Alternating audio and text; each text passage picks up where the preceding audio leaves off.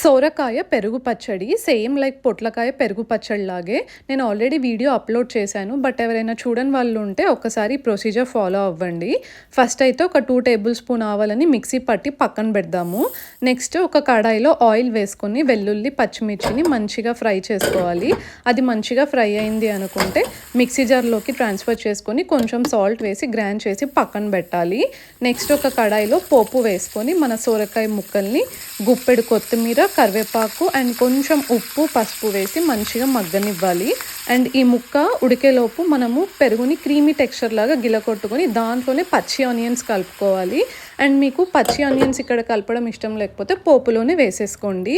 And మన ముక్క మంచిగా ఉడికింది అనుకుంటే దాంట్లోనే జీలకర్ర మెంతుల పొడి, ధనియా పొడి, గ్రైండ్ చేసి పెట్టుకున్న ఆవ పొడి అండ్ మనము మిక్సీ పట్టిన మిర్చి పేస్ట్ ఉంది కదా అది కూడా వేసి మంచిగా ఓసారి కలుపుకొని మూత పెట్టి ఒక 2 మినిట్స్ ఆ పొళ్ళన్నీ ముక్కకి పట్టేలాగా ఉడికించుకొని తర్వాత మన పెరుగులో కలుపుకుంటే మన సోరకాయ పెరుగు పచ్చడి రెడీ అయినట్టే. అండ్ మీరు ఇక్కడ సోరకాయ ప్లేస్లో బీరకాయ కూడా వేసుకోవచ్చు. బీరకాయ, సోరకాయ, పొట్లకాయ అంతా సేమ్ ప్రొసీజర్ అండి. నచ్చితే మాత్రం డెఫినెట్గా ట్రై చేయండి.